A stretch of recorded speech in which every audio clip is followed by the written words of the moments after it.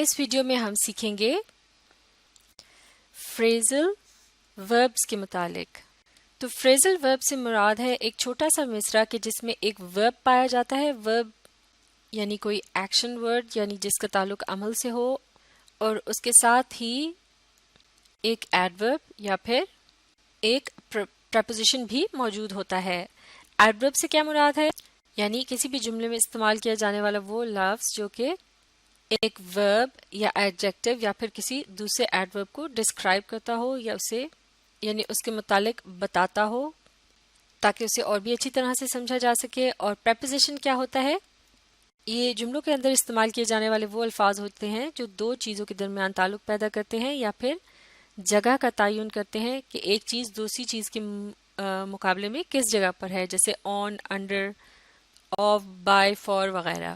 اسی طرح سے اگر ایڈورب کی اگزامپل دیکھی جائے تو اس میں اس طرح کے الفاظ ہوتے ہیں جیسے کہ اس فریز کو دیکھتے ہیں واک سلولی. اس میں لفظ واک جو ہے یہ ہے ورب یعنی وہ لفظ جو عمل کے متعلق بتا رہا ہے، اور سلولی جو ہے وہ اب لفظ واک کو ڈسکرائب کر رہا ہے یا اس کے متعلق معلومات دے رہا ہے کہ کس انداز میں چلا جا رہا تھا یا واک کیا جا رہا تھا. سلولی یعنی آہستہ آہستہ. تو لفظ سلولی جو ہے یہ ہے ایڈورب. تو لہٰذا فریزل ورب جو ہوتا ہے اس میں کیا شامل ہوتا ہے؟ اس میں ایک ورب شامل ہوتا ہے اور اس کے ساتھ یا تو ایک ایڈورب ہوتا ہے اور یا پھر ایک پریپوزیشن. مثال کے طور پر اس پہلے فریزل ورب کو دیکھتے ہیں ابائڈ بائی. اس میں لفظ ابائڈ جو ہے یہ ورب ہے اور بائی یہ ایک پریپوزیشن ہے.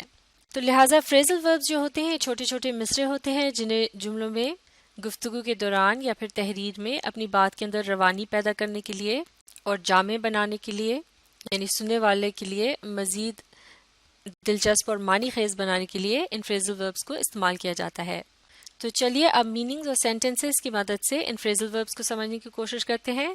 فریزل verb number 1 abide by.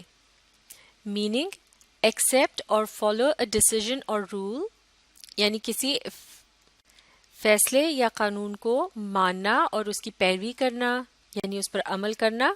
Sentence we must abide by college rules یعنی ہمیں کالج کے قوانین کی ضرور پیروی کرنی چاہیے یعنی ان کو ماننا چاہیے، ان کے مطابق عمل کرنا چاہیے. Phrasal verb number 2 account for. Meaning to explain یعنی کسی چیز کو وضاحت کے ساتھ بیان کرنا.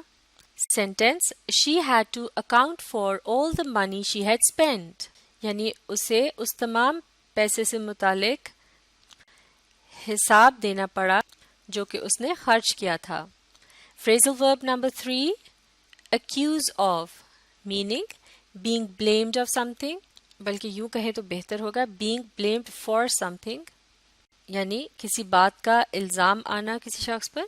Sentence he was accused of using the funds ineffectively یعنی اس پر امداد کو نامناسب طریقے سے یا پھر غلط طریقے سے استعمال کرنے کا الزام لگا. Idiom number 4 act upon. Meaning to take action after receiving information یعنی کوئی معلومات یا پھر حکم ملنے کے بعد فوراً ہی اس پر عمل درآمد شروع کر دینا یعنی اس پر اس کے مطابق ایکشن لینا. Sentence the officer acted upon the orders that he had received یعنی افسر کو جو احکامات ملے تھے اس نے ان پر عمل درآمد کیا. فریزل verb number 5 admit to. Meaning to acknowledge or confess something یعنی کسی بات کو ماننا یا اس کا اعتراف کرنا کہ آپ نے وہ بات کی تھی جیسے کہ کسی جرم کا اعتراف کیا جاتا ہے. Sentence the students admitted their mistake to their teacher یعنی شاگردوں نے اپنے استاد کے سامنے اپنی غلطی کا اعتراف کیا. فریزل verb number 6 adorn with. Meaning to decorate something یعنی کسی چیز کو یا جگہ کو سجانا. Sentence she adorned her room with flowers یعنی اس نے اپنے کمرے کو پھولوں سے سجایا. فریزل verb number 7 agree with. Meaning to be favorable or suitable with یعنی کسی چیز کا کسی دوسری چیز کے ساتھ ہم آہنگ ہونا یا اچھا یا مناسب لگنا sentence spicy food doesn't agree with my stomach यानी चटपटा खाना मेरे मैदे का साथ नहीं देता या उसके लिए मुनासिब नहीं रहता. Phrasal verb number 8 aim at meaning intend to achieve यानी किसी चीज को हासिल करने का इरादा रखना. Sentence He is aiming at winning the debating contest यानी वो तकरीरी मुकाबले को जीतने का इरादा रखता है. Phrasal verb number 9 ask after meaning inquire about someone's health or life यानी किसी की सेहत और उसके शब रोज से मुतालिक यानी उसकी जिंदगी से मुतालिक खैरियत मालूम करना.